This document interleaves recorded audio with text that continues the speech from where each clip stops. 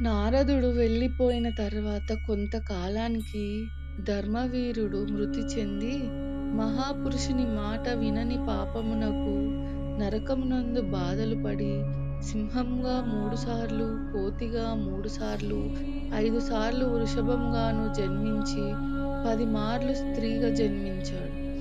అన్నిసార్లు తొందరగా వైధవ్యం పొందాడు. తర్వాత యాచకునకు కూతురుగా పుట్టి, యుక్త వయస్సు రాగానే వివాహమాడగా అతను కూడా మృతి చెందాడు. విషయమును తెలుసుకున్న యాచకుడు కూతురు చేత సాలగ్రామ దానం చేయించి సర్వ పాపములను పోయి ఆమె భర్త తిరిగి వచ్చేలా చేశాడు. వారు చిరకాలము సుఖంగా ధన కనక వస్తు వాహనములతో పిల్లలతో సుఖములు పొంది మరణానంతరము స్వర్గము పొందినారు. నరకమునందున్న తండ్రి కూడా సాలగ్రామ దాన మహిమ చేత ముక్తిని పొందాడు. కనుక సాలగ్రామ దానం చేత హరి సంతోషించి సమస్త భోగములను కలుగజేసి స్వర్గ ప్రాప్తిని కలిగిస్తాడు. ఇందులో సందేహము లేదు.